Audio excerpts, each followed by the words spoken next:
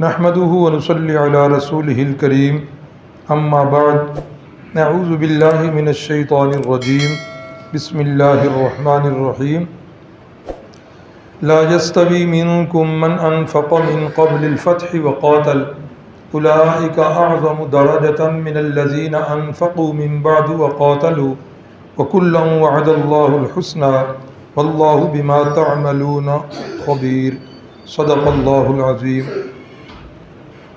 8 ہجری کے واقعات میں فتح مکہ یہ ہم پڑھ رہے تھے۔ یہ فتح مکہ جو ہے یہ صرف رسول اللہ صلی اللہ علیہ وسلم کی حیات طیبہ میں ہی سنگ میل ثابت نہیں ہوا، بلکہ پوری عرب کی تاریخ کے اندر یہ جو ہے سنگ میل ثابت ہوا ہے۔ اللہ اکبر۔ ایک تو قرآن مجید کی جو چھوٹی چھوٹی صورتیں ہیں، ان صورتوں میں ایک صورت یقیناً آپ سب حضرات کو زبانی یاد ہے، اذا جاء نصر اللہ والفتح ورأیت الناس یدخلون فی دین اللہ افواجا۔ جب اللہ کی مدد آ پہنچی، والفتح اور فتح حاصل ہو گئی، ورأیت الناس اے محبوب صلی اللہ علیہ وسلم آپ نے دیکھا کہ لوگ جو ہیں وہ فوجوں کی فوجیں دین اسلام میں داخل ہو رہے ہیں۔ ایک دوسری جو ابھی آیت کریمہ پڑھی، فرمایا کہ تم میں سے جو بندہ فتح مکہ سے پہلے مسلمان ہوا اور اس نے اللہ کی راہ میں جہاد کیا، اللہ کی راہ میں خرچ کیا، وہ فتح مکہ سے بعد میں اسلام قبول کرنے والے، جہاد کرنے والے، اللہ کی راہ میں خرچ کرنے والوں سے وہ پہلے والے جو ہیں وہ زیادہ درجے والے ہیں۔ اور آگے فرمایا کُلًّا وعد اللہ الحسنى، درجے اور مرتبے میں یہ اوپر نیچے ہیں کہ اوپر درجہ کن کا؟ فتح مکہ سے پہلے اسلام لانے والوں کا، اور ان سے نیچے باقی ساری امت سے اونچا، باقی ساری امت سے اونچا، لیکن ان سے ذرا نیچے درجہ کن کا ہے؟ فتح مکہ کے بعد اسلام لانے والوں کا ہے۔ لیکن آگے فرمایا کُلًّا وعد اللہ الحسنى، جو بھی صحابی رسول ہے ایک لمحے کے لیے بھی جس نے میرے محبوب کی محفل کی ہے وہ صحابی ہے، اور ہر صحابی جو ہے وہ پکا جنتی ہے۔ کُلًّا وعد اللہ الحسنى، سب صحابہ جو ہیں وہ پکے جنتی۔ تو یہاں بھی قرآن مجید کی اس آیت کریمہ سے یہ واقعہ جو ہے یہ سنگ میل کے طور پر نظر آ رہا ہے۔ تو رحمت کائنات صلی اللہ علیہ وسلم جو بقیہ حصہ رہ گئے، جب مکہ میں داخل ہوئے تو اس وقت مکہ جس کی بنیاد جو ہے توحید پر رکھی گئی تھی، حضرت ابراہیم علیہ السلام نے جس کی تعمیر میں حصہ لیا، آج وہی بیت اللہ جو ہے، جب میرے نبی پاک داخل ہوئے ہیں تو یہی بیت اللہ بتوں کی عمارتگاہ بنا ہوا ہے اور شرک کا مرکز بنا ہوا ہے۔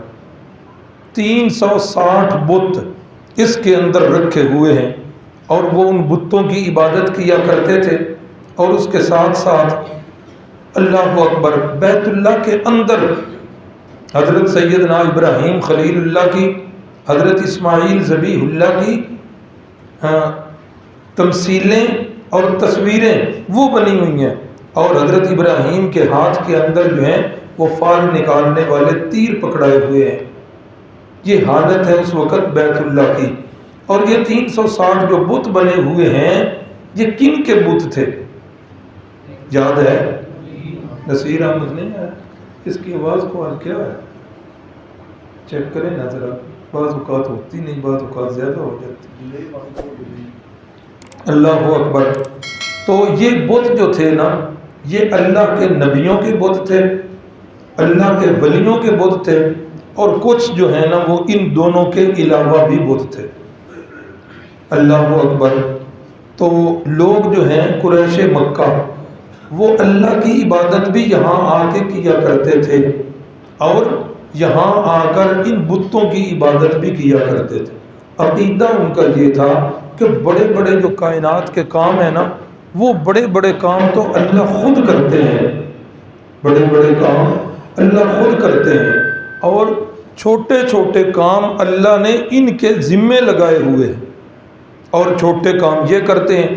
اسی لیے تو بیت اللہ کا طواف کرتے ہوئے وہ یہ تلبیہ پڑھا کرتے تھے، لبیک اللہم لبیک، لبیک لا شریک لک لبیک الا شریکا ہوا تملکہ، بخاری کے الفاظ ہیں، اے اللہ اور تو تیرا کوئی بھی شریک نہیں، ہاں وہ شریک ہیں جن کو تو نے اپنے اختیارات خود دے دیے ہیں، وہ چھوٹے چھوٹے شریک ہیں، اور تیرے جیسا کوئی شریک بھی نہیں ہے۔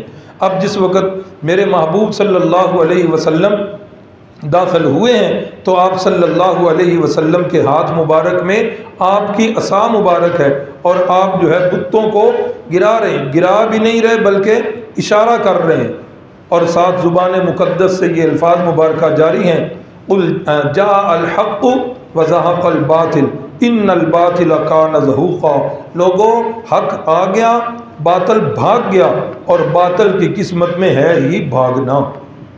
انشاءاللہ ثم انشاءاللہ اسرائیل بھی فلسطین سے بھاگے گا، انشاءاللہ بھاگے گا، میرے اللہ کی مدد شامل حال ہوگی، وہ مظلوموں کا دعائیں جو ہیں وہ رائگاں نہیں جائیں گی، وہ شہداء کا خون ضرور رنگ لائے گا۔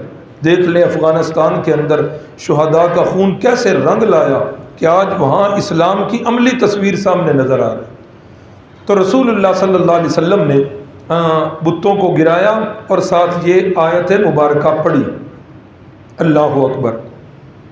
اب روایت میں ہے، حدیث میں ہے، سیرت نگار بھی لکھتے ہیں کہ جو بت گر سکتے تھے وہ گرائے، اور باقی بتوں کو گرانے کے لیے حضرت سیدنا علی المرتضیٰ کو اپنے کندھے پہ اٹھایا اور فرمایا اوپر سے بت جو ہیں وہ گرا دو۔ اب اس کے اندر دو روایات ہیں، اور جہاں اس قسم کی بات آ جائے تو وہاں تشدد اور سختی نہیں کہ یہی پکی ہے یا یہ پکی ہے، جہاں دونوں باتیں آ گئی ہیں میں بتا دیتا ہوں۔ بعض حضرات کہتے ہیں کہ یہ سیدنا علی المرتضیٰ رضی اللہ تعالی عنہ تھے، انہیں آپ نے کندھوں پر بٹھایا، اللہ اکبر۔ اور بعض کہتے ہیں کہ نہیں، یہ آپ کے نواسے حضرت زینب کے بیٹے اور ابو العاص کے بیٹے یہ حضرت علی تھے۔ یہ آگے لکھا ہوا بھی ہے، سیدہ زینب کا انتقال اسی 8 ہجری میں ہوا ہے، یہ علی کی اور امامہ کی والدہ بھی ہیں، تو یہ علی جو ہیں یہ تھے۔ اور جو حضرات یہ کہتے ہیں کہ یہ علی تھے، سیدنا علی المرتضیٰ نہیں تھے، اور بھی دلائل دیتے ہیں۔ ایک چھوٹا سا لطیفے کے طور پر واقعہ بھی سنا دیتا ہوں۔ وہ کہتے ہیں کہ یہ سیدنا علی المرتضیٰ رضی اللہ تعالیٰ عنہ، یہ قد مبارک ان کا چھوٹا تھا، اور یہ کام اس سے کروایا جاتا ہے جس کا قد ذرا لمبا ہو، اور یہ دلیل ہے، لطیفہ بھی ہے۔ ایک دفعہ سیدنا صدیق اکبر اور سیدنا فاروق اعظم اور سیدنا علی المرتضیٰ یہ تینوں حضرات چل رہے، دائیں طرف صدیق اکبر ہیں، بائیں طرف فاروق اعظم ہیں، اور درمیان میں حضرت علی المرتضیٰ ہیں۔ چونکہ ان کا قد مبارک ذرا دوسروں سے چھوٹا تھا، تو چلتے چلتے حضرت صدیق نے یا فاروق نے یہ جملہ فرمایا، کہا علی تم تو ہمارے درمیان ایسے ہو جیسے لنا میں نون ہوتا ہے، لنا لکھے نا، ادھر لام بھی لمبا اور آگے الف بھی لمبا اور درمیان میں نون کا دندانہ چھوٹا، تو فرمایا کہ علی تم تو ہمارے درمیان ایسے ہو جیسے لنا میں نون ہوتا ہے۔ تو حضرت سیدنا علی المرتضیٰ نے کیا پیارا جواب دیا، فرمایا اچھا میرے بغیر تو پھر تم بھی دونوں لا ہو، ہاں نون نکڑ چھڑیے تو باقی کی بچیا لا ہو۔ کتنا ان کا پیار تھا، قرآن بھی کہتا ہے رحماء بینہم، میرے محبوب کے سارے یار جو ہیں یہ یوں شیر و شکر ہیں، آپس کے اندر ان کے پیار مثالی ہیں، اشداء علی الکفار، ہاں کافروں کے مقابلے میں یہ بڑے سخت ہیں، اللہ اکبر۔ تو بعض حضرات کا وہ رائے ہے کہ اور دوسرے بعض حضرات کی یہ رائے ہے، بہرحال جو بھی، تو کعبہ جو ہے یہ آج شرک کی گندگی سے پاک ہو رہا ہے، اور بیت اللہ جو ہے اس وقت جب رسول اللہ صلی اللہ علیہ وسلم نے اس کو بتوں سے پاک کیا، اس وقت سے لے کر آج تک الحمدللہ ثم الحمدللہ بتوں سے پاک ہے۔ اللہ اکبر۔ اس کے بعد جی رحمت کائنات صلی اللہ علیہ وسلم یہاں پر رہے، اور آپ صلی اللہ علیہ وسلم دوسرے دن بھی یہاں ہیں، تیسرے دن بھی یہاں ہیں، اور جس وقت آپ نے یہاں قیام کیا ہوا ہے، اسی قیام کے دوران انصار مدینہ آپس میں چیمے گوئیاں کرنے لگے، کہنے لگے کہ رسول اللہ صلی اللہ علیہ وسلم اب یہاں تشریف لائے ہیں، مکہ بھی فتح ہو گیا ہے، عمرہ کی ادائیگی بھی ہو گئی ہے، اب جا نہیں رہے، کہیں ادھر ہی نہ رہنے کا پروگرام بن جائے۔ جو حضرات مسلسل سبق میں آ رہے ہیں انہیں بیعت عقبہ ثانیہ یاد ہوگی، اس وقت بھی انصار نے کہا تھا کہ یا رسول اللہ کل کو اگر مکہ فتح ہو جائے تو پھر ہم نے آپ کو واپس ادھر نہیں آنے دینا، بلکہ آپ نے ہمیشہ ہمارے ساتھ رہنا ہے۔ تو میرے مرشد پاک صلی اللہ علیہ وسلم نے اس وقت وعدہ کیا تھا، آج انصاری اس وقت وہ تھوڑے نوجوان تھے، آج جو ہیں آگے ان کی اولادیں ہیں، اور یہ تقریباً 10,000 کا لشکر رسول اللہ صلی اللہ علیہ وسلم کے ساتھ آئے۔ شاید وہ بات سب تک نہیں ہوگی، بہرحال جس وقت ان کی چیمے گوئیاں شروع ہوئیں تو رسول اللہ صلی اللہ علیہ وسلم نے ان کے اندیشوں کو دور کیا، فرمایا سنو میرا مرنا اور میرا جینا جو ہے یہ انصار مدینہ کے ساتھ ہی ہوگا۔ اللہ اکبر۔ تو پھر رحمت کائنات صلی اللہ علیہ وسلم ادھر انہوں نے قیام کیا، اور دوران قیام صحابہ اکرام جو ہے نا اب آپس میں باتیں بھی کرتے رہے۔ ایک مجلس لگی ہوئی ہے، اس مجلس میں صحابہ بیٹھے ہوئے ہیں، کسی نے کہا میں نے رسول اللہ صلی اللہ علیہ وسلم کے ساتھ بدر سے لے کر سارے غزوات کے اندر حصہ لیا۔ کوئی بولے کہ میں نے وہ فلاں غزوے میں حصہ نہیں لیا، باقی سب میں لیا۔ کسی نے کہا میں نے اتنے سال رسول اللہ صلی اللہ علیہ وسلم کے ساتھ نمازیں پڑھی ہیں، کسی نے کہا میں نے اتنے سال روزے رکھے ہیں۔ اب صحابہ اکرام یہ اپنی نیکیاں جو ہیں یہ اب بطور فخر کہہ رہے ہیں کہ مجھے یہ سعادت ملی، مجھے یہ سعادت ملی، مجھے یہ سعادت ملی۔ تو حضرت عباس رضی اللہ تعالیٰ عنہ رسول اللہ کے کیا لگتے ہیں؟ چچا جان، اور یہ کس وقت مسلمان ہوئے ہیں؟ کل کے سبق میں ہی گزرا ہے، بھول تو نہیں گئے۔ جب آپ صلی اللہ علیہ وسلم ادھر سے آ رہے ہیں تو رستے میں چچا جان ملے ہیں، اور انہوں نے اس وقت اسلام قبول کیا ہے۔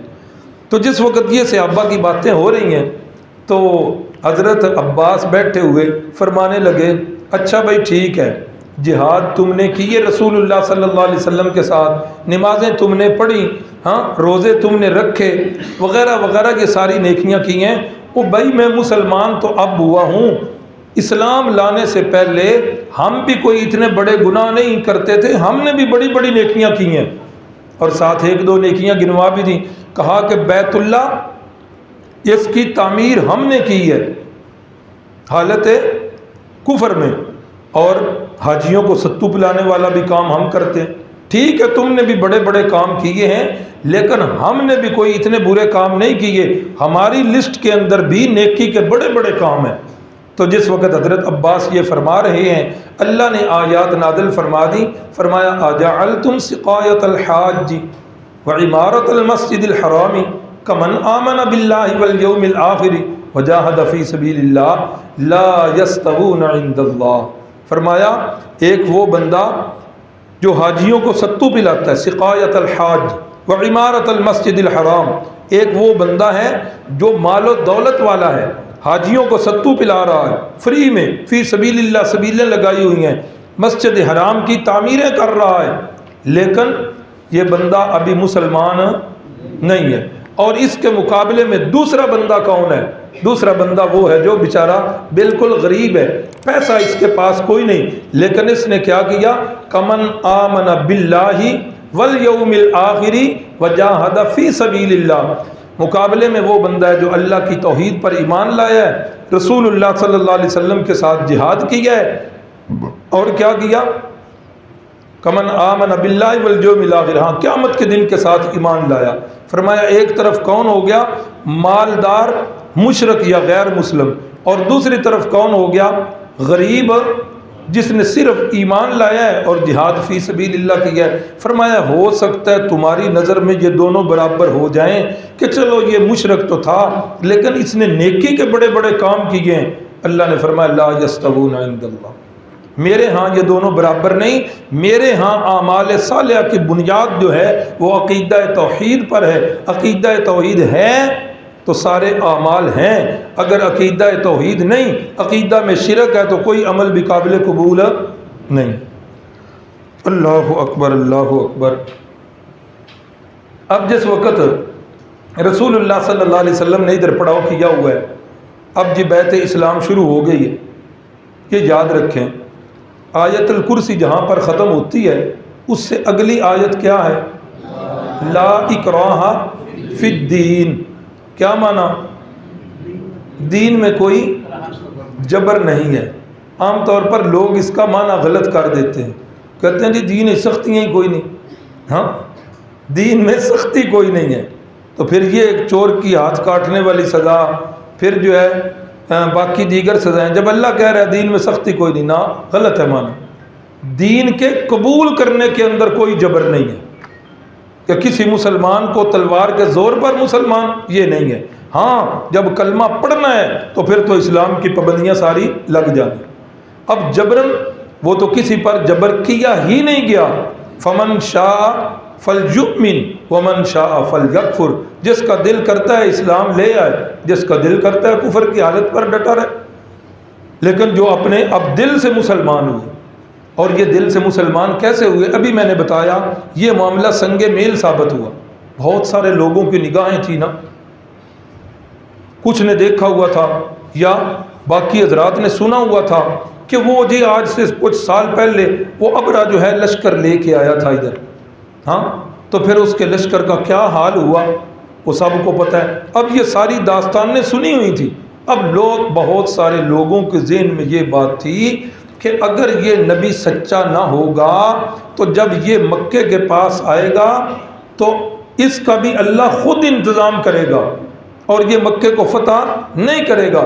تو لیکن جب مکہ فتح ہو گیا تو اب یدخلون فی دین اللہ افواجا، وہ ان پڑھ جو بیٹھے تھے جی مکہ فتح، یہ پکا اللہ کا نبی ہے، یہ سچا اللہ کا نبی ہے، اس لیے کہ اس نے بیت اللہ کو مکے کو فتح کر لیا، تو اب بہت سارے لوگ اسلام قبول کرنے لگ پڑے۔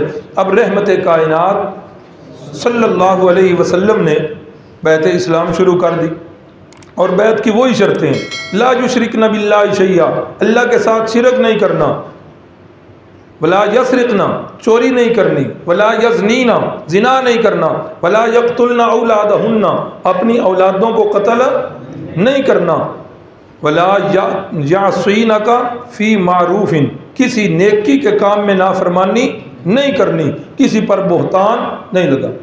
ان شرطوں پر بیعت ہو رہی ہے، اور پہلے بیعت کے اندر جو ہے مرد حضرات نے بیعت کی ہے، جب مرد بیعت سے فارغ ہو چکے پھر خواتین نے بیعت کی ہے۔ اور سن لیجئے رسول اللہ صلی اللہ علیہ وسلم نے پوری زندگی میں، پوری حیات طیبہ میں کسی غیر محرم عورت کو ہاتھ تک نہیں لگایا، ٹچ تک نہیں کیا پوری زندگی۔ اور یہ بیعت کیسے ہوتی تھی؟ عورتوں کی بیعت، اس کے طریقے یہ لکھے ہیں کہ یا تو آپ صلی اللہ علیہ وسلم کپڑا پکڑ لیا کرتے تھے ایک طرف سے، اور پردے کے پیچھے خواتین ہوتی تو خواتین دوسری طرف سے کپڑا پکڑ لیا کرتی تھی، یا ایک طریقہ کے بڑے پراگ قسم کے ایک برتن میں پانی ہوتا، ایک طرف رحمت کائنات صلی اللہ علیہ وسلم اپنا دستے مبارک جو ہے وہ رکھ دیا کرتے، اور دوسری طرف خواتین جو ہیں وہ اپنا ہاتھ رکھ لیں ڈائریکٹ۔ اس طرح آپ نے پوری زندگی میں کسی غیر محرم عورت کو ہاتھ نہیں لگایا، حالانکہ آپ صلی اللہ علیہ وسلم ساری امت کے مرد و خواتین کے کیا لگتے تھے؟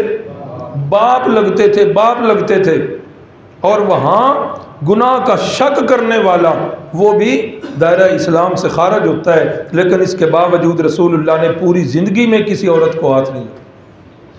عورتوں کی بیعت شروع ہے، اللہ اکبر، عورتوں کی بیعت شروع ہے۔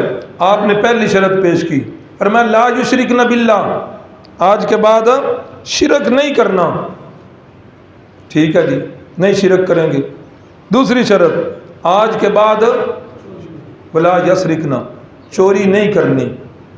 ہاں, پہلی شرط آئی لا یشرکن باللہ, عورتوں کی طرف سے آواز آئی, بالکل جی اب تو شرک نہیں کریں گے, اب تو کسی کو معبود نہیں سمجھیں گے.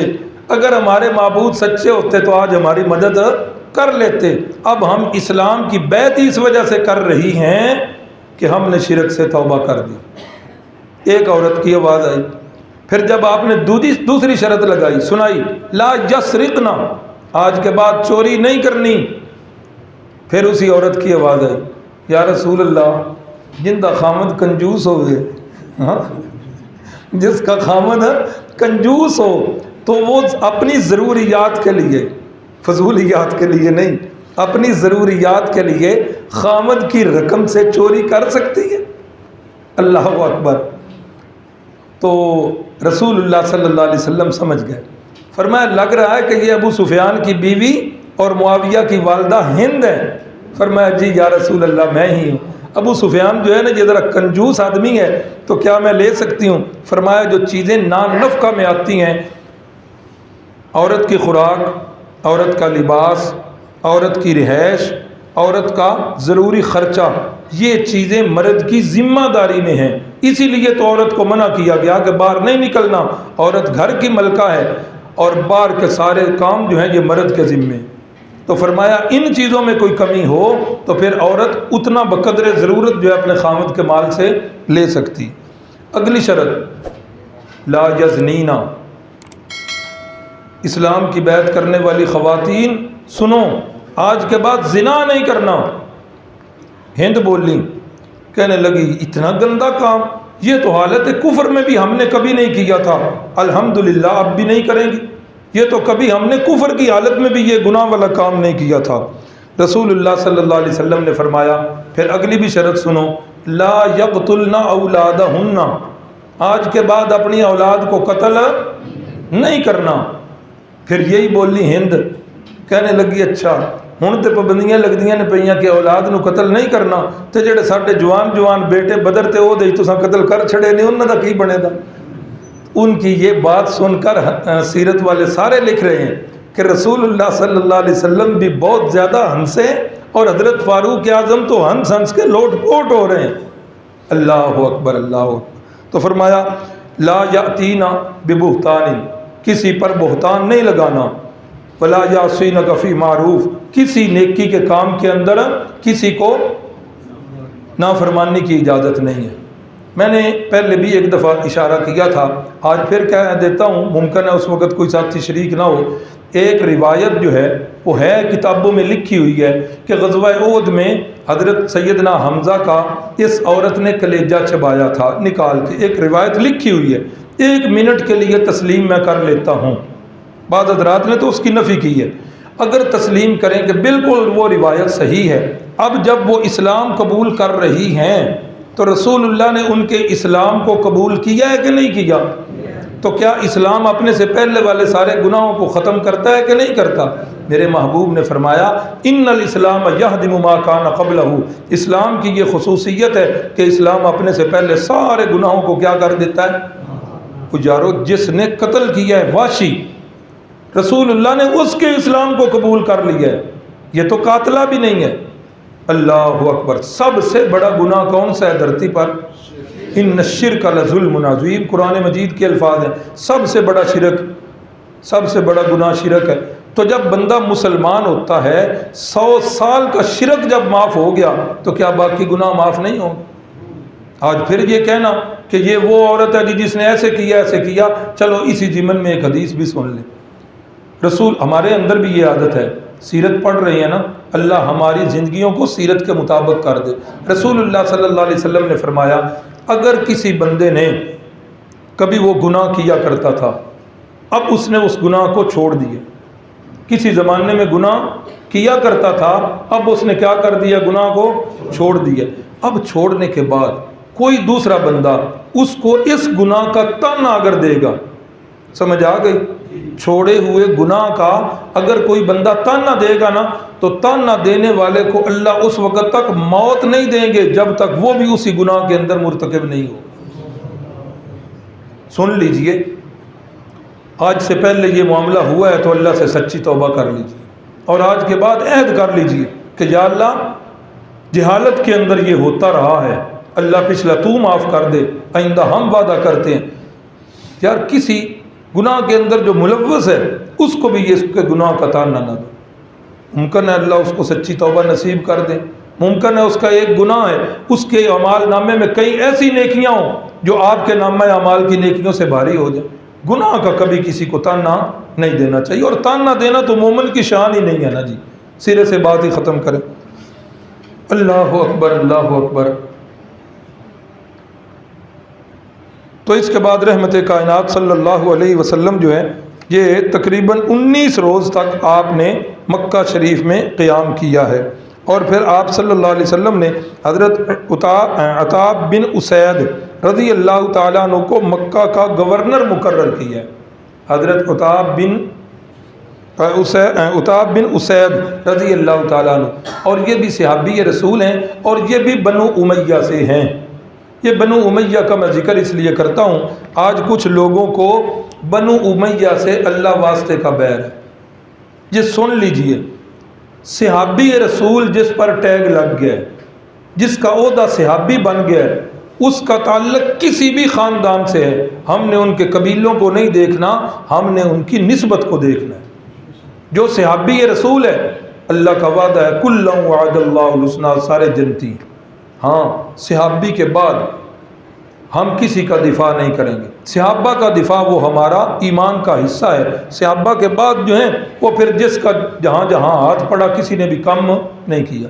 تو بہرحال بعض لوگ جو ہیں بنو امیہ کو ایسے جو ہے وہ چلتے جاتے ہیں کہ بنو امیہ نے بڑے مظالم کیے، اللہ نے ان کو صفحہ ہستی سے مٹا دیا۔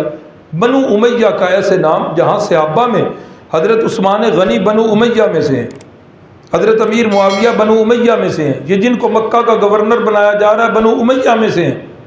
اور یہ بھی یاد ہو کہ بنو ہاشم کو رسول اللہ نے کتنی بیٹیاں دی ہیں؟ ایک بیٹی، اور بنو امیہ کو حضرت عثمان رضی اللہ تعالیٰ 2 بیٹیاں ہیں، اور انہی کے بارے میں فرما رہے ہیں میرے پاس 40 بیٹیاں بھی ہوتی تو یہ کے بعد دیگرے میں ان کو دے۔ اس لیے ہمیں کوئی اس سے سروکار نہیں، کوئی بنو امیہ ہو، بنو عباس ہو، بنو ہاشم ہو، ہم نے دفاع جو کرنا ہے وہ کس کا کرنا ہے؟ صحابہ اکرام کا کرنا ہے، اور وہ ہمارے ایمان کا حصہ ہے جی۔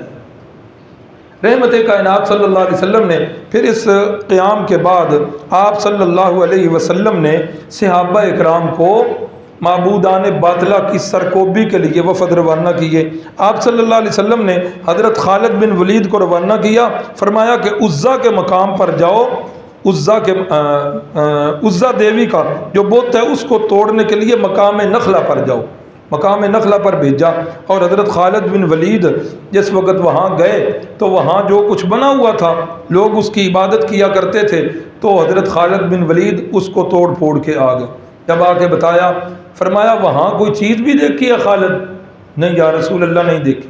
فرمایا دوبارہ جا، ابھی کچھ بھی نہیں ہوا۔ جب دوبارہ حضرت خالد بن ولید نے پر حملہ کیا جا کر، تو وہاں حدیث کا مفہوم ہے کہ ایک بہت زیادہ بدصورت لمبے اور بکھرے بالوں والی کالی رنگت والی عورت جو ہے وہ نکلی۔ اللہ اکبر، جو ہی نکلی حضرت خالد بن ولید نے تلوار کے ساتھ اس کے 2 ٹکڑے کر دیے، اور رسول اللہ صلی اللہ علیہ وسلم کو آ کر رپورٹ دی، فرمایا ہاں اب جو ہے اس کی سرکوبی ہوئی ہے۔ ایک اور وفد آپ نے بھیجا حضرت عمر ابن العاص کی معیت میں، ان کی عمارت میں، فرمایا کہ سوا نامی بت جو ہے وہ توڑ کے آؤ۔ تو حضرت عمر ابن العاص جس وقت وہاں گئے نا، تو اس بت بہت بڑا بت ہے، اس کے پاس ایک مجاور بیٹھا ہوا ہے۔ تو وہ کہنے لگا کدھر آئے ہو؟ تو حضرت عمر فرمانے لگے اس کو ڈھانے کے لیے ہیں۔ اس نے کہا تم نہیں اس کو ڈھا سکتے ہو، یہ بڑا طاقتوں والا ہے، یہ بڑی کرنی والا ہے، ہاتھ لا کے ویکھ لو۔ تو حضرت عمر ابن العاص نے آگے بڑھ کر اس کے ٹکڑے ٹکڑے کیے، جب اس کے ٹکڑے ہو گئے تو اسی مجاور نے بھی کلمہ اسلام پڑھ لی۔ تیسرا وفد آپ نے بھیجا حضرت سعد ابن زید کی عمارت میں، اور فرمایا منات کا بت توڑ کے آؤ۔ لات، منات، عزا، حبل، یہ تھے نا بڑے بڑے بت، تو یہ منات کا بت توڑ کے آؤ۔ حضرت سعد جس وقت وہاں پہنچے تو وہاں بھی مجاور بیٹھے ہوئے تھے، گدی نشین بیٹھے ہوئے تھے، تو حضرت نے وہ کہنے لگے ہاں بھائی کس لیے آئے ہو؟ کہا اس کو ڈھانے کے لیے آئے ہیں۔ وہ گدی نشین کہنے لگے اچھا تم جانو اور تمہارا کام جانے، ہمیں اس سے کیا غرض، انہیں جو گا ہویا تھے اپنا دفاع کر لگے۔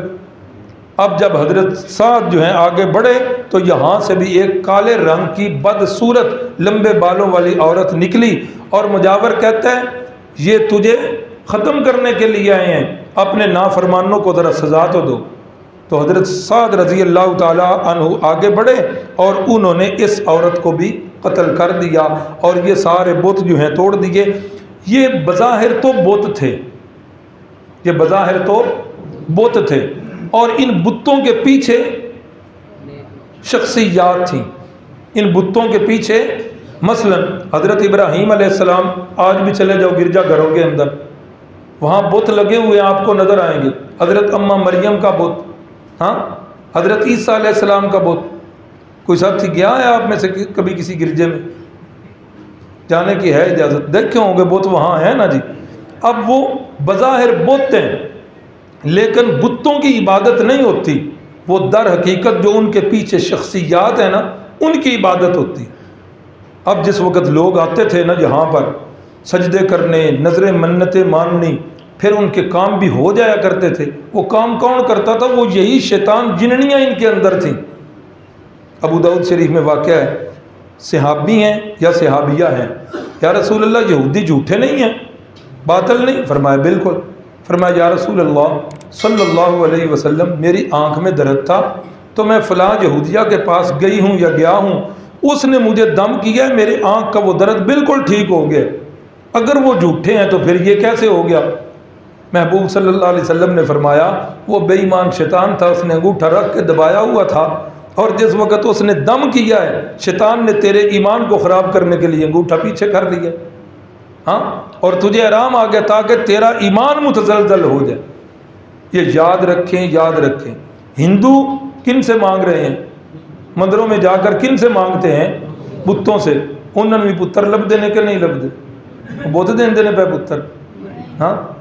تو پھر یہاں وہ اولیاء اللہ جنہوں نے ساری زندگی اسلام کی تبلیغ کی، سکھوں، ہندوؤں، مجوسیوں کو، کفار کو انہوں نے مسلمان کیا، افسوس کہ آج انہی مزارات اولیاء اللہ پر لوگ جو ہیں وہ شرک والا کام اور سجدے کر رہے ہیں۔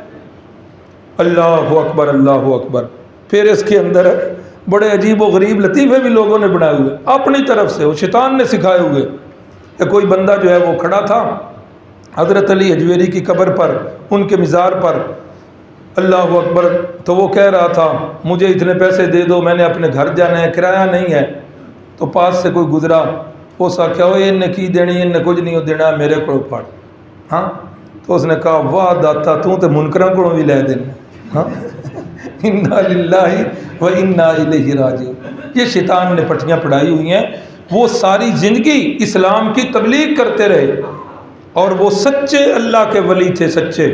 آج جو کچھ ان کے مزارات پر ہو رہا ہے وہ سارا شرک ہو رہا ہے، غلط ہو رہا ہے اور قرآن کے منافی ہو رہا ہے۔ تو عرض یہی کر رہا تھا، وہ سامنے بت ہوا کرتے تھے، پیچھے شخصیات ہوا کرتی تھی۔ آج بھی لوگ جو قبروں کو سجدے کر رہے ہیں، یہ قبروں والے سجدے جو ہیں یہ بھی سجدہ بظاہر قبر کو ہے لیکن وہ نیچے جو شخصیت ہے سجدہ اس کو ہو رہا۔ اور قبر تو امام الانبیاء کی ہو اس کو بھی سجدہ کرنا کیا ہے؟ حرام اور شرک ہے۔ اس لیے کہ رسول اللہ نے فرمایا تھا لعن اللہ الیہود والنصارى اتخذوا قبور انبیائہم مساجدا، اللہ کی لعنت ہو یہودیوں پر، اللہ کی لعنت ہو عیسائیوں پر، انہوں نے اپنے نبیوں کی قبر کو سجدہ گاہ بنا لیا تھا۔ اللہ اکبر۔ تو اس کے بعد جی غزوہ حنین اسی 8 ہجری کے اندر رسول اللہ صلی اللہ علیہ وسلم ابھی مکہ میں ہی تشریف فرما ہے۔ پتہ چلا کہ کچھ قبائل جو ہیں جو ضدی قسم کے قبائل ہیں وہ کچھ اکٹھ کر رہے ہیں کہ اگر مکے والے پیچھے ہٹ گئے ہیں، مکے والوں نے ہتھیار نہیں اٹھائے تو یہ کام ہم کرتے ہیں۔ تو جب رحمت کائنات صلی اللہ علیہ وسلم کو پتہ چلا 10,000 کا لشکر مدینہ طیبہ سے آیا تھا، 2,000 بندے یہاں کے جو 9 مسلم تھے وہ بھی ساتھ مل گئے، اور 12,000 کا یہ لشکر جو ہے یہ حنین کی طرف چلا۔ حنین میں جو کفار کی تعداد تھی وہ 4,000 ہے، اور مسلمانوں کی تعداد کتنی ہے؟ 12,000۔ اب چلتے چلتے صحابہ اکرام کو خیال آیا کہ یار بدر کے اندر تو ہم بڑے تھوڑے تھے، غالب آ گئے تھے، آج تو وہ اتنی تعداد میں ہی نہیں ہے، 1-2 قبیلوں کے بندے اکٹھے ہو گئے ہیں، کتنی تعداد ہوگی؟ آج تو ہم بہت زیادہ تعداد کے اندر ہیں، تو لہٰذا ہمیں آج کیوں نہیں فتح ہوگی؟ اب وہ جہاں سے گزرنا تھا محل وقوع اس کا ایسا تھا کہ وہ پہاڑی درہ تھا، وہاں سے گزر کر آگے وہ جو ہے نا قبیلہ حنین اس میں پہنچنا تھا۔ اب جس وقت کفار کو پتہ چلا کہ مسلمانوں کا لشکر مکے سے چلا ہے، انہوں نے کیا کیا، 4,000 جو ان کے پاس تیر انداز تھے نا، راتوں رات آ کے انہوں نے اس پہاڑی درے پر ادھر دائیں بھی اور ادھر بائیں بھی پتھروں کی اوٹ کے اندر جو ہے ان کو بٹھا دیا کہ جس وقت مسلمانوں کا لشکر ادھر پہنچ جائے تو اس وقت تاک تاک کے تیر لگانے۔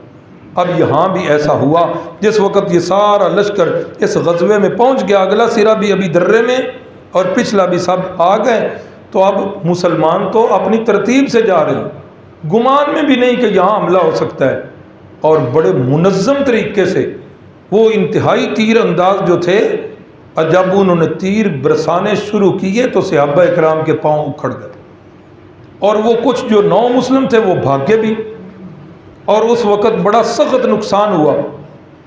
تو حدیث میں وہی الفاظ جو رحمت کائنات غزوہ احد کے موقع پر جب صحابہ اکرام کے پاؤں اکھڑے تھے، وہاں بھی اور آج بھی وہی ہوا کہ رسول اللہ صلی اللہ علیہ وسلم جس طرف سے تیروں کی بچھاڑ آ رہی ہے، آپ ادھر جا رہے ہیں اور فرما رہے ہیں انا النبی لا کذب انا ابن عبد المطلب، لوگوں میں سچا نبی ہوں، جھوٹا نہیں کہ میدان چھوڑ کے بھاگ جاؤں۔ انا ابن عبد المطلب، میں عبد المطلب کی اولاد میں سے ہوں، اور ہمارا خاندان بڑا بہادروں کا خاندان۔ اللہ اکبر۔ تو رسول اللہ صلی اللہ علیہ وسلم نے صحابہ کو بلایا، لیکن شور اتنا تھا کہ آواز ہی نہیں آئی۔ رسول اللہ صلی اللہ علیہ وسلم نے غالباً حضرت عباس سے فرمایا آپ آواز دیں۔ انہوں نے آواز دی، اے درخت کے نیچے بیعت کرنے والوں کدھر جا رہے ہو؟ اللہ کے نبی ادھر بلا رہے ہیں، اور بیعت رضوان والے۔ اب جوں کانوں میں آواز پڑی وہ بیعت رضوان والے دوڑتے ہوئے آ۔ دوسری آواز لگائی، اور انصار مدینہ، آج تک تو اللہ کے نبی پر اپنی ہر چیز نچھاور کی ہے، اب شیطان کی بات مان کے کدھر جا رہے ہو؟ انصار مدینہ۔ پھر وہ ایسے انہوں نے پروانوں نے اپنی شمع کو گھیرے میں لیا کہ پھر رسول اللہ صلی اللہ علیہ وسلم نے انتہائی منظم طریقے سے ان پر حملہ کیا، تو کفار جو ہیں وہ بھاگ گئے۔ اب صحابہ اکرام کے وہ جو 9 مسلم تھے ان کے ذہن میں، جی ہم حق پر ہیں تو اتنا کام خراب کیوں ہوا؟ اللہ نے فرمایا لقد نصرکم اللہ فی مواطن کثیرۃ، اللہ نے کتنی جگہوں پر تمہاری مدد کی ہے۔ ہاں، ویوم حنین، بدر کی جنگ میں بھی، حنین کی جنگ میں بھی پھر اللہ نے مدد ہی کی ہے۔ یا اللہ پھر نقصان کیوں ہوا؟ فرمایا اذ اعجبتکم کثرتکم، تمہاری تعداد نے تمہیں تعجب میں ڈال دیا تھا۔ ایک مسلمان کی نظر جو ہے وہ تعداد پر نہیں ہونی چاہیے، وہ اسلحہ پر نہیں ہونی چاہیے، وہ مسبب الاسباب پر نظر ہونی چاہیے۔ اس وقت تمہاری نظر کثرت کی طرف چلی گئی تھی کہ بدر میں تو تھوڑے تھے، غالب آ گئے، آج کیوں نہیں غالب ہیں؟ اللہ اکبر، اللہ اکبر۔ تو یہ غزوہ حنین جو ہوا تو یہ میں نے لکھ دیا۔ اس کے بعد یہ لوگ جو ہیں بکھر کر 2 طرف چلے گئے، کچھ طائف کی طرف چلے گئے اور کچھ جو ہیں وہ اوتاس کی طرف چلے گئے۔ تو پھر نبی پاک صلی اللہ علیہ وسلم نے حضرت ابو عامر اشعری رضی اللہ تعالیٰ عنہ کو اوتاس کی طرف بھیجا۔ یہ سریہ اوتاس، سریہ کا مطلب جس میں آپ صلی اللہ علیہ وسلم نے شرکت نہیں کی، تو ادھر کس کو بھیجا؟ حضرت ابو عامر کو۔ حضرت ابو عامر نے ان کے ساتھ جو جنگ کی، اس جنگ کے اندر وہ سارے بھاگے اور بہت سارا مال غنیمت جو ہے مسلمانوں کے ہاتھ آیا۔ 6,000 کے قریب قیدی، 24,000 کے قریب اونٹ اور 40,000 کے قریب بکریاں، اتنا ڈھیر سارا مال غنیمت جو ہے وہ مسلمانوں کے ہاتھ آیا، اور 40 اوقیہ چاندی یہ بھی مسلمانوں کے ہاتھوں میں آئی۔ اب جس وقت یہ قیدی جو ہیں 6,000 قیدی ہیں، ان قیدیوں کو جکڑ کے لایا جا رہا ہے۔ اللہ اکبر، اللہ اکبر۔ ان قیدیوں میں ایک عورت ہے۔ جب رسول اللہ کے پاس یہ قیدی سامنے کیے گئے، ان کے بازو پیچھے باندھے ہوئے ہیں اور قیدیوں کی صورت میں ان کی گردنیں نیچی ہیں۔ اللہ اکبر۔ وہ عورت کہہ رہی ہے کہ مجھے اپنے نبی کے پاس لے چلو، وہ مجھے پہچانتا ہے۔ او بی بی، تیری حیثیت قیدیوں کی ہے، جب اللہ کے نبی طلب کریں گے تجھے لے جائیں گے۔ کہا نہیں، مجھے اس کے پاس لے چلو، میں اس کی بہن ہوں۔ بھئی تو کیسے بہن ہے اس کی؟ ہمارے نبی پاک صلی اللہ علیہ وسلم کی تو بہن ہے ہی کوئی نہیں۔ کہا جاؤ، جا کے اسے بتاؤ کہ شیمہ جو ہے وہ آئی۔ اللہ اکبر، اللہ۔ حلیمہ سعدیہ کی بیٹی شیمہ جو ہے وہ آئی ہے۔ تو جب رسول اللہ صلی اللہ علیہ وسلم کے پاس آئیں مائی شیمہ، تو آپ صلی اللہ علیہ وسلم نے اپنی چادر مبارک بچھا دی۔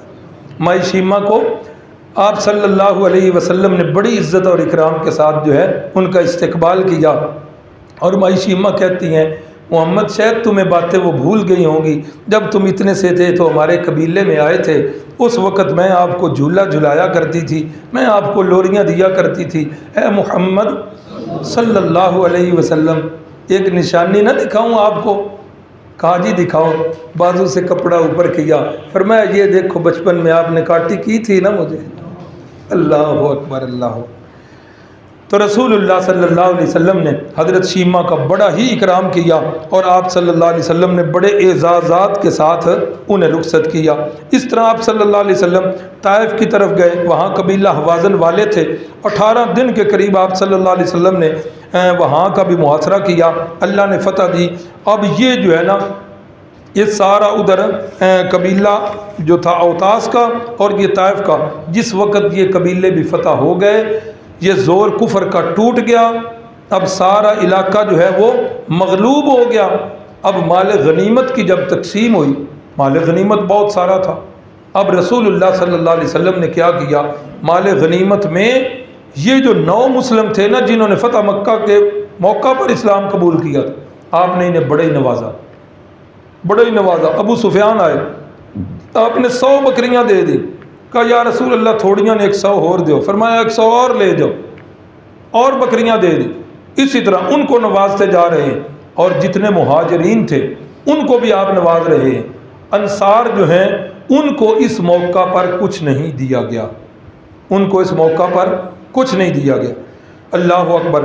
اس لیے کہ یہ مال غنیمت نہیں تھا، یہ مال فے تھا، کیونکہ حضرت ابو عامر اشری جو ہیں جس وقت گئے ہیں تو آگے اس قبیلے کی لڑائی نہیں ہوئی، جتنا مال تھا یہ مال فے تھا۔ مال غنیمت کے اندر تو برابر تقسیم ہوتی ہے، مال فے میں رسول اللہ صلی اللہ علیہ وسلم کو اختیار تھا، آج بھی امیر کو اختیار ہے، تو آپ نے اس لیے 9 مسلموں کو اور مہاجرین کو دی۔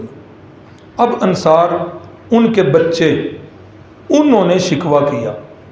شکوہ کیا کیا کہ رسول اللہ صلی اللہ علیہ وسلم تو یہاں اپنے قبیلے والوں کو ہی نواز رہے ہیں، 9 مسلموں کو نواز رہے ہیں، ہمیں کیا مل رہا ہے؟ ہمیں تو رسول اللہ بالکل بھول گئے ہیں، ہماری خدمات کو بھول گئے ہیں۔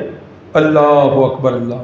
یہ باتیں چلتے چلتے رسول اللہ صلی اللہ علیہ وسلم تک پہنچ گئی۔ آپ نے حضرت سعد سے فرمایا سعد سارے لوگوں کو اکٹھا کرو، اپنے قبیلے کے جتنے بھی انصار لوگ ہیں نا ان سب کو اکٹھا کرو۔ اب جب سارے انصار اکٹھے ہو گئے، آپ صلی اللہ علیہ وسلم نے فرمایا اوے انصار کے لوگوں، تمہیں بات یاد ہے کہ تم تنگ دست تھے، میری وجہ سے اللہ نے تمہیں دولت سے مالا مال کر دیا، تم لوگ ہر وقت خوف میں رہتے تھے، میری وجہ سے اللہ نے تمہیں امن میں کر دیا، کیا یہ سارا میری وجہ سے نہیں ہوا؟ ہاں جی آپ کی وجہ سے ہی ہوا ہے۔ فرمایا پھر کیوں میرے اوپر اعتراض ہے؟ انصار خاموش ہے۔ فرمایا ہاں شاید تمہارے ذہنوں کے اندر یہ ہوگا کہ ہم نے جو ہے نا رسول اللہ کو پناہ دی ہے، ہم نے ان کی معاونت کی ہے، ہم نے ایسا کیا ایسا کیا۔ آپ صلی اللہ علیہ وسلم نے فرمایا میرے سے پہلے اپنی حالت کو جانتے ہو، اگر تم نے میری معاونت کی ہے تو یہ بھی تمہارے اوپر اللہ کا احسان ہوا ہے کہ تم نے یہ کام کیا ہے۔ اور پھر آپ نے آخری بات کی، فرمایا اوے انصار کے لوگوں، کیا تمہیں یہ منظور نہیں کہ باقی لوگ بھیڑ بکریاں اور اونٹ لے جائیں اور تم رسول اللہ صلی اللہ علیہ وسلم کو ساتھ لے جاؤ؟ جس وقت یہ بات کی تو انصار بزرگ بھی اور بچے بھی رونے لگ پڑے، فرمانے لگے یا رسول اللہ ہمیں آپ ایک تیلا بھی نہ دیں، ایک تنکا بھی نہ دیں، ہمیں کسی چیز کی ضرورت نہیں، جب آپ ہمارے پاس آ گئے تو ہر چیز ہمارے پاس آ گئی۔ اللہ اکبر اللہ اکبر۔ یہ غزوات سیدہ زینب یاد ہیں؟ یہ رسول اللہ کی کیا لگتی ہیں؟ سب سے بڑی بیٹی ہیں سیدہ زینب۔ ان کے خامد کا نام کیا ہے؟ ابو العاص رضی اللہ تعالیٰ عنہ، جو بعد میں مسلمان ہو گئے تھے۔ یہ ان کے بیٹے کا نام علی بھی ہے اور ان کی بیٹی کا نام امامہ بھی ہے۔ حضرت فاطمہ الزہرا رضی اللہ تعالیٰ عنہ نے حضرت علی سے وصیت کی، جب وفات کے قریب ہوئے نا، بلکہ زندگی کے اندر حیات طیبہ میں ایک دفعہ حضرت علی المرتضیٰ کا ارادہ بنا، سیاستہ میں یہ روایت موجود ہے، آپ کا ارادہ بنا کہ میں ابو جہل کی بیٹی سے نکاح کروں۔ کس کا ارادہ بنا؟ حضرت علی کا۔ کس کی بیٹی سے؟ یہ اس وقت کی بات ہے جب مشرک اور کافرہ عورتوں کے ساتھ نکاح حرام نہیں تھا۔ ارادہ بنا کہ میں اس کی بیٹی کے ساتھ نکاح کروں، تو رسول اللہ صلی اللہ علیہ وسلم کو پتہ چل گیا۔ آپ نے فرمایا علی، اللہ کی حلال کردہ چیزوں کو میں حرام نہیں کر سکتا اور اللہ کی حرام کردہ چیزوں کو میں حلال نہیں کر سکتا۔ یہ یاد رکھیے گا، رسول اللہ کے پاس یہ ڈگری ہے کہ اللہ کی حلال کردہ چیزیں امت کو بتائیں اور اللہ کی حرام کردہ چیزیں امت کو بتائیں۔ حلال کردہ چیز کو حرام کرنے کی ڈگری آپ کے پاس نہیں ہے اور نہ حرام کردہ چیز کو حلال کرنے کی ڈگری آپ کے پاس۔ 28واں پارہ ہے نا، آخری صورت ہے، لما تحرم ما احل اللہ لک، اے محبوب وہ شاید اللہ نے حلال کی تھی، آپ کیوں حرام کی ہے آپ نے؟ ہاں، تب تغی مرضات ازواجک، آپ بیویوں کی رضامندی چاہتے ہو۔ پھر رسول اللہ صلی اللہ علیہ وسلم نے قسم کا کفارہ ادا کیا اور شہد کو استعمال کیا، تو فرمایا کہ علی میں اللہ کی حلال کردہ چیزوں کو حرام نہیں کر سکتا۔ کیا مطلب؟ اشارہ ہے کہ دوسری شادی کرنا اللہ کی طرف سے یہ حلال ہے اور میں اس کو حرام تو نہیں کر سکتا، لیکن علی اتنی بات یاد رکھو، اللہ کے نبی کی بیٹی اور اللہ کے دشمن کی بیٹی یہ ایک گھر میں دونوں نہیں رہ سکتے۔ نکاح کرنا ہے کسی اور سے کر لو، کیوں؟ اس لیے کہ جب میری بیٹی فاطمہ ادھر ہیں تو میرا اس گھر میں آنا جانا ہے، ایسا نہ ہو کہ اسی گھر میں ابو جہل کی بھی بیٹی ہو تو ان کا بھی اس خاندان کا بھی آنا جانا ہو۔ تو اس لیے آپ صلی اللہ علیہ وسلم نے حضرت علی سے، تو حضرت فاطمہ الزہرا کی جب وفات ہونے لگی تو اس وقت فرمایا علی میرے بعد شادی کرنی ہو تو میری اس بھانجی امامہ کے ساتھ نکاح کرنا۔ یہ حضرت فاطمہ الزہرا کی وصیت تھی۔ تو ان کا انتقال جو ہوا یہ بھی 8 ہجری کے اندر ہوا، اور حضرت ابراہیم جو رسول اللہ صلی اللہ علیہ وسلم کے آخری بیٹے ہیں، ہاں کتنے بیٹے؟ سب سے بڑے بیٹے کا نام قاسم، اور اسی بیٹے کے نام سے آپ کی کنیت ہے ابو القاسم، اسی نام سے کنیت ہے ابو القاسم۔ اور آپ نے یہ وضاحت کی ہے کہ یہ دونوں چیزیں کوئی اکٹھی نہ رکھے، کس کا نام محمد ہے وہ اپنی کنیت ابو القاسم نہیں رکھ سکتا، اور کسی نے ابو القاسم کنیت رکھنی ہے تو وہ نام محمد نہ رکھے، تو ان کے نام سے ہی کنیت تھی۔ تو اس سے چھوٹے بیٹے جو تھے نا عبداللہ ان کا نام تھا، طیب اور طاہر یہ ان کا لقب تھا، اور یہ بیٹے ہیں حضرت ابراہیم، یہ حضرت ماریہ قبطیہ کے بطن سے ہوئے۔ ان کے بطن سے؟ حضرت ماریہ قبطیہ کے بطن سے یہ ہیں۔ باقی ان کے علاوہ جتنی اولاد ہے وہ ساری کس کے بطن سے ہے؟ حضرت خدیجہ الکبریٰ کے بطن سے ہے۔ یہ 8 ہجری کے حالات و واقعات ہیں، 9 ہجری کے بھی لکھے ہوئے ہیں۔ 9 ہجری کے حالات و واقعات کے اندر عبداللہ بن ابی جس کا ذکر آپ پیچھے سن چکے ہیں، اس کی موت واقع ہو گئی، مرنے سے پہلے بیمار ہوا تو رحمت کائنات صلی اللہ علیہ وسلم اس کی بیمار پرسی کے لیے گئے۔ کس کی بیمار پرسی کے لیے؟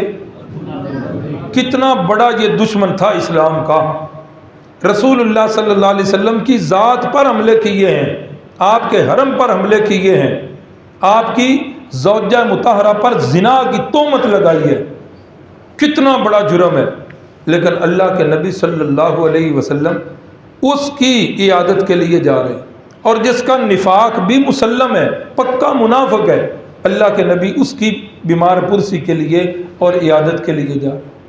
لیکن آج میرا کیا وتیرہ ہے، میرا کیا طریقہ ہے، آپ سے چھوٹا سا اختلاف ہوا کسی بات پر، قطع تعلقی کر دی، آنا جانا چھوڑ دیا۔ رسول اللہ صلی اللہ علیہ وسلم نے فرمایا کہ جب اللہ تعالیٰ ساری چیزوں کو پیدا کر رہے تھے نا، اللہ نے جب صلہ رحمی کو پیدا کیا، صلہ رحمی جانتے ہیں کسے کہتے ہیں؟ رشتہ داروں کو ان کے ساتھ اچھا سلوک کرنا، اسے کہتے ہیں صلہ رحمی۔ جب اللہ نے صلہ رحمی کو پیدا کیا تو یہ صلہ رحمی اللہ کے عرش کے پائے کو پکڑ کر رونے لگ پڑی، اے اللہ مجھے کون جو ہے میری پرواہ کرے گا؟ تو اس موقع پر اللہ نے فرمایا جو تجھے اپنے ساتھ جوڑ کے رکھے گا میں اسے اپنے ساتھ جوڑ کے رکھوں گا، اور جو تجھے قطع کرے گا میں اس سے بھی اپنے آپ کو قطع کر لوں گا، اس کا میرے ساتھ کوئی تعلق نہیں۔ آج مجموعی طور پر معاشرے کی حالت یہ ہے، آج رشتہ داریاں دور ہو رہی ہیں، آج دوستیاں قریب ہو رہی، نہیں ایسا ہونی چاہیے۔ یہ صلہ رحمی قریبی رشتہ داروں کے ساتھ یہ اسلام کا حکم ہے، آپ نے خود فرمایا ہے یا ایھا الناس صلوا الارحام، قریبی رشتہ داروں کے ساتھ اچھا سلوک کرو۔ تو اس بے ایمان کی، منافق کی اور ذاتیات پر حملے کرنے والے کی رسول اللہ بیمار پرسی کے لیے جا رہے۔ بہرحال اس کی موت آ گئی، تو وفات کے بعد ایک روایت یہ ہے کہ جب آپ عیادت کے لیے گئے تو اس وقت خود اس نے کہا کہ میری خواہش ہے کہ آپ اپنی قمیض جو ہے مجھے دے دیں بطور کفن، شاید میرے زندگی کی جو کمیاں بیشیاں ہیں، جو میرے زندگی کے کرتوت ہیں، شاید اس کفن کے ذریعے اللہ مجھے معاف کر دے۔ ہاں، اور ایک روایت میں ہے کہ موت کے بعد اس کے بیٹے نے آ کر کہا یا رسول اللہ اپنی قمیض دے دیجئے، ابا جی کو پہنا نہیں، آپ نے اوپر والا حصہ دیا، کہا جی خواہش یہ ہے کہ اندر والا حصہ جس نے آپ کے جسم مقدس کے ساتھ لمس کیا ہوا ہے اگر وہ دے دیں تو زیادہ مہربانی ہو۔ تو رحمت کائنات صلی اللہ علیہ وسلم نے وہ اندر والا جو تھا بنیان کہہ لیں یا جو بھی اندر والا تھا لباس، آپ صلی اللہ علیہ وسلم نے وہ عطا کر دیا۔ اللہ اکبر، اللہ اکبر۔ تو اب رسول اللہ صلی اللہ علیہ وسلم اپنی قمیض مبارک دے رہے ہیں کفن کے لیے، اور جنازہ پڑھانے کے لیے چل پڑے۔ جب جنازہ پڑھانے کے لیے چلے ہیں، حضرت فاروق اعظم نے پیچھے سے پکڑ لیا، اللہ کے نبی کس کا جنازہ پڑھانے لگے؟ ساری زندگی تو اس کی اذیتیں دینے میں گزری ہے، آپ کا حرم اور آپ کا گھرانہ بھی محفوظ نہیں ہے۔ فرمایا عمر مجھے اللہ نے منع کو نہیں کیا، اس لیے میں جنازہ پڑھاؤں گا۔ اللہ نے فرمایا استغفر لہم او لا تستغفر لہم ان تستغفر لہم 70 مرہ فلن یغفر اللہ لہم۔ محبوب آپ ان کے لیے بخشش کی دعا کریں، ان گستاخان رسولوں کے لیے، یا آپ بخشش کی دعا نہ کریں برابر ہے ان کے لیے۔ اگر آپ ان کے لیے 70 بار بھی دعائے مغفرت کریں گے لن یغفر اللہ لہم، اللہ ہرگز انہیں معاف نہیں کرے۔ اللہ اکبر، اللہ اکبر۔ پھر ذہن مبارک میں یہ آیا اللہ نے 70 واری منع کر 70 واری آخیا نا، تو چلو میں 70 سے زیادہ دفعہ اس کے لیے دعا کرتا ہوں۔ اللہ نے دوسری آیت نازل فرما دی، فرمایا لا تصلی علی احد منہم مات ابدا ولا تقم علی قبری۔ اے محبوب صلی اللہ علیہ وسلم، ایسے بے ایمان لوگ جو ہیں جن کی ساری زندگی آپ کی گستاخیوں پر، آپ کے حرم کی گستاخیوں پر گزری ہے، آپ ایسے لوگوں کی جنازہ بھی نہیں پڑھا سکتے، لا تقم علی قبری، اور ایسے بے ایمانوں کی قبر پر کھڑے ہونے کی بھی اجازت نہیں۔ اب کفن بھی رسول اللہ صلی اللہ علیہ وسلم کا دیا گیا ہے، کیا بخشش اس کی ہو گئی؟ نہیں ہوئی۔ اور دوسری طرف ایک اور منظر سامنے آتا ہے، میتیں پڑی ہوئی ہیں، صحابہ آ کے بتاتے ہیں ہر میت کے لیے 3 کپڑے ہوتے ہیں، یا رسول اللہ ان میتوں کے لیے 3 نہیں، بمشکل ایک کپڑا ہے، اور ایک کپڑا بھی ایسا ہے کہ سر کو ڈھانپتے ہیں پاؤں ننگے ہو جاتے ہیں، پاؤں ڈھانپتے ہیں تو سر ننگا ہو جاتا ہے۔ فرمایا ان میتوں کے سروں کو ڈھانپ دو، پاؤں پر ازغر گھاس دے دو، اور یہ وہ شہداء ہیں کہ جن کی شہادت کی گواہیاں اللہ نے قرآن مجید میں دی ہیں، اور ان کے جنت میں جانے کے تذکرے رسول اللہ نے کیے۔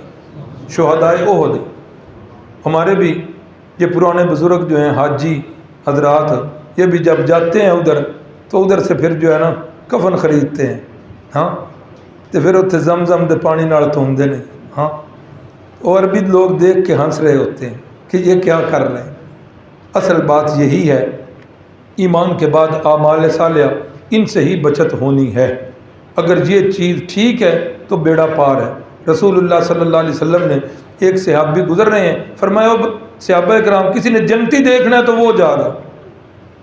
صحابہ کرام اٹھے، جا کے اس سے ملے، یار کون سی نیکی کا کام کرتے ہو؟ اللہ کے نبی صلی اللہ علیہ وسلم فرما رہے ہیں کہ جنتی بندہ دیکھنا ہے تو وہ جا رہا ہے۔ کتنی نمازیں ہیں؟ یار تھوڑے جی نہیں پڑھنا، 5 نمازیں، مزدور آدمی ہوں، کوئی زیادہ نہیں کر سکتا، نہ اللہ کی راہ میں سارے باقی۔ ہاں ایک بات میرے ذہن میں آئی، شاید اسی وجہ سے رسول اللہ صلی اللہ علیہ وسلم نے مجھے جنتی کہا، میرے دل کے اندر کسی مومن کا کھوٹ نہیں ہے، میرے دل کے اندر کسی مسلمان کی نفرت نہیں ہے۔ آج میں اپنے دل کو ٹٹولوں تو پتہ نہیں کتنی نفرتیں میرے دل کے اندر بھری ہوئی۔ اللہ تعالیٰ ان ساری بری نفرتوں کو نکال لے، اور اللہ رب العزت جو ہے ہم سب کو سیرت النبی کے مطابق بنا دے۔ تو رسول اللہ صلی اللہ علیہ وسلم نے جنازہ پڑھایا یا جنازہ پڑھانے لگے تھے تو یہ جو ہے اللہ رب العزت کی طرف سے منع کر دیا گیا۔ آگے جی 9 ہجری کے اندر وفد بنی تیم یہ لکھا ہوا ہے، یہ 9 ہجری کے اندر محرم میں آپ صلی اللہ علیہ وسلم نے ایک صحابی تھے بشر ابن سفیان، ان کو ایک قبیلہ بنو خزاعہ کے پاس بھیجا کہ جاؤ جا کر صدقات ان سے لے کے آؤ، زکوٰۃ کے پیسے لے کے آؤ، چونکہ مسلمان ہیں، سال ہو گیا ہے، جا کر ان سے زکوٰۃ لے۔ جس وقت یہ گئے نا تو انہوں نے جا کر ان سے کے قریب پہنچے، انہوں نے آگے سے قبیلہ بنو خزاعہ والوں نے حملہ کر دیا، اور اس حملے کے اندر جو ہے نا وہ کچھ لوگ وفات بھی پا گئے، تقریباً 11 مرد حضرات جو ہیں وہ وفات پا گئے۔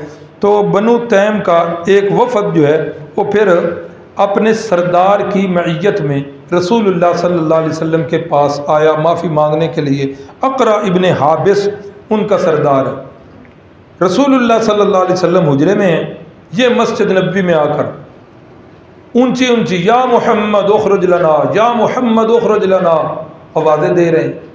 اللہ رب العزت کو یہ بات پسند نہ آئی کہ میرے محبوب جب گھر میں موجود ہوتے ہیں تو وہ ان کا وقت خاص ہے، اس وقت پھر انہیں تنگ نہیں کرنا چاہیے، اور پھر یہ انداز اچھا نہیں ہے، یا محمد، یا رسول اللہ تو انداز اچھا ہے، یا محمد والا انداز۔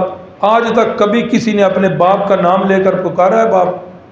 ہاں، یا آج تک کسی نے اپنے پیر کا نام لے کر اپنے پیر کو بلایا ہو؟ مثلا میرے پیر ہیں اس وقت سید ضیاء اللہ شاہ صاحب بخاری، میں نے انہیں آج تک نہیں کہا ضیاء اللہ شاہ صاحب میری بات سنیے، بلکہ اگر کوئی بندہ بچہ جو ہے اپنے باپ کا نام لے کر بلائے، سارے کہتے ہیں بڑا بدتمیز تے نافرمان۔ کوئی مرید اپنے پیر کا نام لے کر بلائے، سارے کہتے ہیں بدتمیز ہے۔ اللہ کو یہ انداز پسند نہ آیا، فرمایا ان الذین ینادونک من وراء الحجرات اکثرهم لا یعقلون، فرمایا محبوب آپ کے حجروں کے باہر کھڑے ہو کر جو آوازیں دے رہے ہیں اکثر ان میں سے وہ ہیں جن کی عقل اور سمجھ ہی کوئی نہیں۔ خیر رسول اللہ صلی اللہ علیہ وسلم جب باہر نکلے تو کہنے لگے جی ہم اپنے قبیلے کی طرف سے آئے ہیں، ہمارا قبیلہ جو ہے بڑا شاعر ہے، بڑا خطیب ہے، تو ہم آپ سے جو ہے نا خطابت کے اندر اور شاعری کے اندر مناظرہ کرنا چاہتے ہیں۔ آپ نے منع کیا۔ جب انہوں نے اصرار کیا تو اقرا ابن حابس نے ایک خطیب کو کہا کھڑے ہو، تو اس نے کھڑے ہو کر تقریر کی اور اپنے باپ دادوں کے مفاخر گنے۔ ساڈے پیو دادے آئیں گے سان، ہمارے باپ دادے اس طرح تھے۔ آپ یہ یاد رکھنا، باپ دادوں کے مفاخر وہی گنا کرتے ہیں جو خود زیرو ہوتے ہیں۔ ہاں میری یہ رائے ہے، اختلاف کر بھی سکتے ہیں، میرا ناقص گمان یہ ہے کہ باپ دادا کا فخر سے وہی تذکرہ کرتے ہیں۔ میرے باپ نے کی تو کی کیتا تو دس، باپ بڑا نیک تھا تو بتا کہ باپ یہ نقش قدم پر چل رہا ہے، اتنی نیکیاں کر رہا۔ تو جب انہوں نے باپ دادا کے بڑے مفاخر بیان کیے تو رسول اللہ صلی اللہ علیہ وسلم نے حضرت ثابت ابن قیس کو کھڑا کیا، اٹھو اس کا جواب دو۔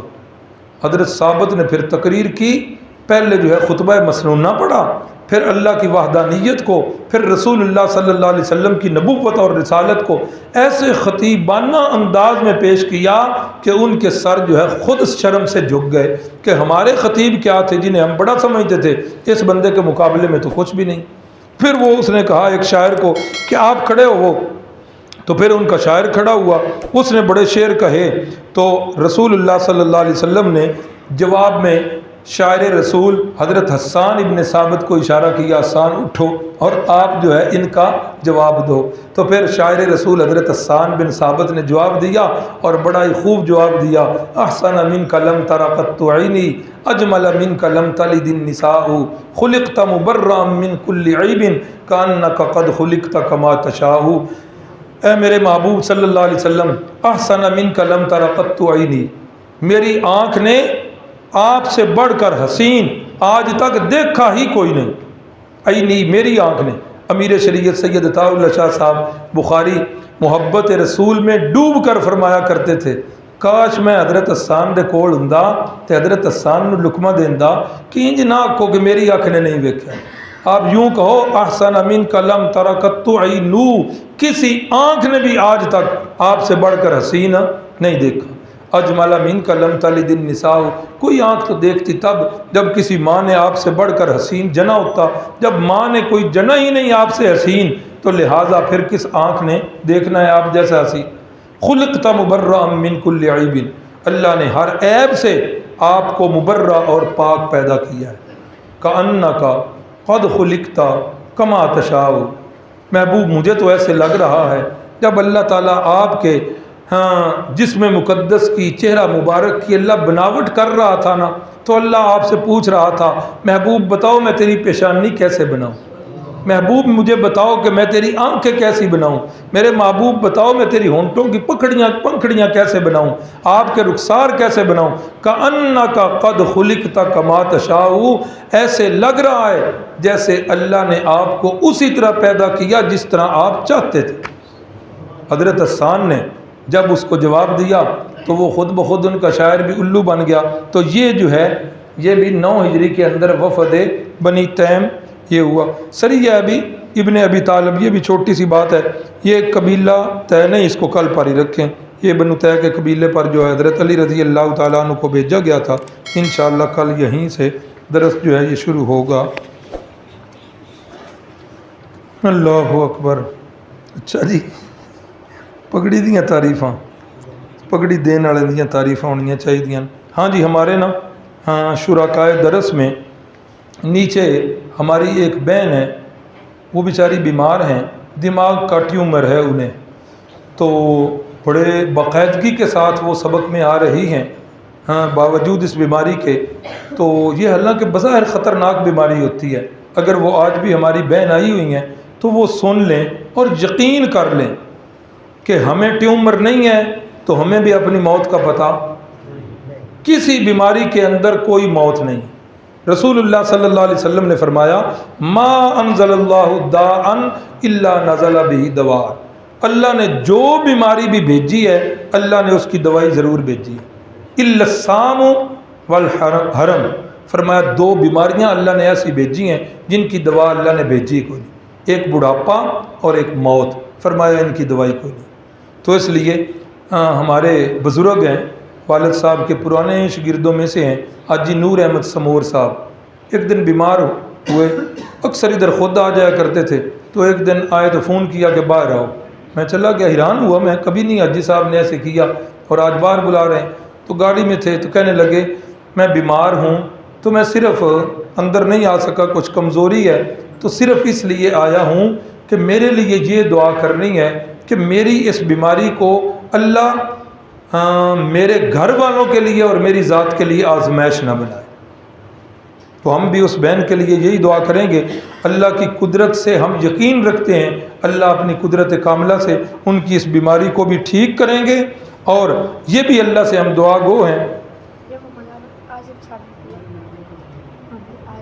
اچھا، یہ بھی ہم دعا گو ہیں کہ اللہ تعالی ہماری اس بہن کے لیے اس بیماری کو گھر والوں کے لیے بھی اور ان کے لیے بھی اللہ تعالیٰ آزمائش نہ بنائے۔ دوسرا، ہماری ایک اور بہن ہے، تو تو وہ ترجمہ کی کلاس لیتی ہیں خواتین کی آن لائن، تو 10 سے 11 بجے تک انہوں نے ٹائم رکھا ہے، اور یہ ٹائم بہت اچھا ہے کہ خواتین اس وقت ناشتہ صفائی وغیرہ سے فارغ ہو جاتی ہیں۔ تو جنہوں نے بھی آن لائن کلاس، جنہوں نے نہیں بلکہ ہر خاتون کو یہ قرآن مجید سیکھنا لازم ہے، تو اس لیے جن کے پاس یہ ٹائم فارغ ہو تو 10 سے 11 بجے تک وہ کلاس جو ہے وہ پڑھاتی ہیں آن لائن، تو وہ مجھ سے نمبر لے کر ان سے رابطہ کر لیں۔ آج ہمارے محلے میں ایک فوتگی ہو گئی ہے، بابا جی قائم الدین صاحب تھے، تو ان کی بہو اور حافظ شہید صدیق صاحب کی والدہ محترمہ وہ وفات پا گئی ہیں، بڑی نیک خاتون تھیں۔ تو بابا جی قائم الدین کے بارے میں ابا جی ایک دو باتیں سنایا کرتے تھے۔ والد صاحب جب مدرسے اشرفیہ میں پڑھاتے تھے تو مسجد قدیم میں جماعت وغیرہ کروایا کرتے تھے، آپ کو تو میرا خیال یاد ہوگا۔ تو وہ کہتے تھے کہ بابا جی قائم الدین ایک دن کہنے لگے کہ حافظ صاحب یہاں جتنے بھی امام آئے ہیں نا، ان کو نماز پڑھانے کا طریقہ ہم نے سکھایا کہ رکوع اتنا کیا کرو، سجدہ اتنا کیا کرو، تشہد۔ پہلے آپ امام آئے ہیں کہ جن کو نماز پڑھانے کا طریقہ ہم نے نہیں سکھایا۔ دوسری والد صاحب ان کی بات سناتے تھے، کہتے تھے کہ انہوں نے حج کے لیے درخواست دی، اللہ کرے یہ سب کا جذبہ ہو جائے، سب کے نصیب میں اللہ کرے، تو کسی گھر والے کو بتایا ہی نہیں کہ میں نے درخواست دی ہوئی۔ صبح ناشتے کے لیے بیٹھے تو اس وقت کہنے لگے کہ میں نے درخواست دی ہوئی تھی، پوری ہو گئی ہے، آج میں جا رہا ہوں۔ اس دن صبح گھر والے ہکا بکا، بابا جی دس کی کرنا سی، جس کے لیے جا رہا ہوں اس کو پتہ ہے، چلو چھڈن نہ کہ کسی بھی چھڈن نہیں جانا، تو سارے اتنے رہنے میں کلا جاؤں۔ اچھا دادا ابو جی ابا جی واپس کدوں ہونا ہے؟ فرمایا جس دن اللہ کو منظور ہوگا واپس گھر آ جاؤں گا تو آپ کو پتہ چل جائے گا۔ یہ ہوتے ہیں وہ اعمال جن میں ریاکاری نہیں ہوتی۔ اللہ تعالیٰ ہماری اس بہن کو یا ہماری اس خالہ جی کو اللہ تعالیٰ اپنی جوار رحمت میں جگہ دے، اور اللہ ان کے درجات کو بلند فرمائے، سیئات سے اللہ درگزر فرمائے۔ یہ اب پتہ نہیں کیا ہے جی، کس نے دیے ہیں، بعد میں کر لیں گے۔ بسم اللہ الرحمن الرحیم، الحمد للہ رب العالمین والعاقبۃ للمتقین، اللہم صلی علی سیدنا و مولانا محمد النبی الامی وعلی آلہ وسلم۔ اللہم انت الہنا لا الہ الا انت رب السماوات والارض، انت رب العرش العظیم، اللہم انت علی کل شیء قدیر، اللہم انت ربنا ونحن عبادک، اللہم انک عفو کریم تحب العفو فاعف عنا۔ اے میرے مالک، آج جو ہمارے محلے کی خاتون ہم سے رخصت ہوئیں، اے اللہ ان کو کروٹ کروٹ جنت نصیب فرما دے۔ حاضرین محفل میں سے جن جن کے والدین، بہن بھائی، اعزاء و اقارب ایمان کی حالت میں دنیا سے رخصت ہو گئے، اے میرے مالک سب کو کروٹ کروٹ جنت نصیب فرما، آخرت کی منزلیں سب کے لیے آسان فرما دے۔ اے اللہ جنت الفردوس میں مقام رحمت نصیب فرما دے۔ اے اللہ ہمارے فوت شدگان کو اور ہمیں بھی قیامت والے دن رسول اللہ صلی اللہ علیہ وسلم کی شفاعت نصیب فرما دینا۔ اے میرے مالک ہم سب کو اسلام والی زندگی اور ایمان والی موت نصیب فرما دینا۔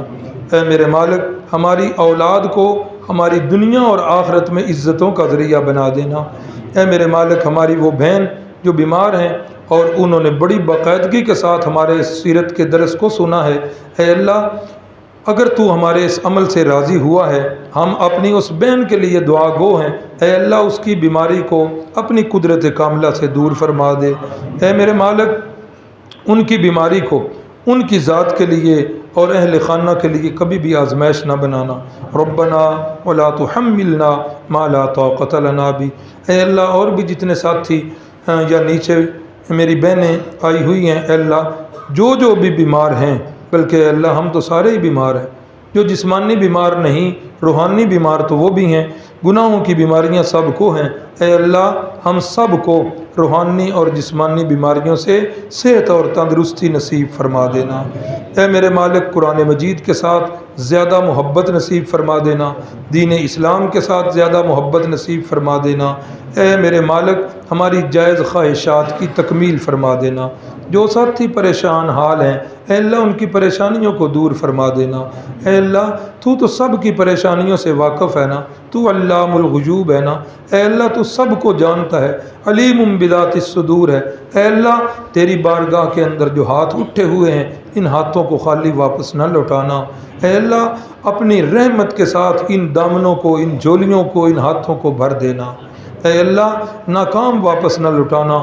رات کا ایک حصہ بیت چکا ہے، تیرے بندے تیرے گھر میں بیٹھ کر تیرے سامنے ہاتھ اٹھائے، جولیاں پھیلائے تجھ سے مانگ رہے ہیں۔ اے اللہ اپنی رحمت کے ساتھ ان کی جولیوں کو بھر دینا۔ اے اللہ ہمارے گناہوں کو معاف کر دینا۔ آمین یا رب العالمین۔ اے اللہ ہمارے فلسطین کے مظلوم بھائیوں کی مدد فرما دینا۔ اے اللہ اسرائیل کو تباہ و برباد فرما دینا۔ آمین۔ صلی اللہ علی النبی الکریم وعلی آلہ واصحابہ وازواجہ وذریاتہ واہل بیتہ وعترتہ اجمعین۔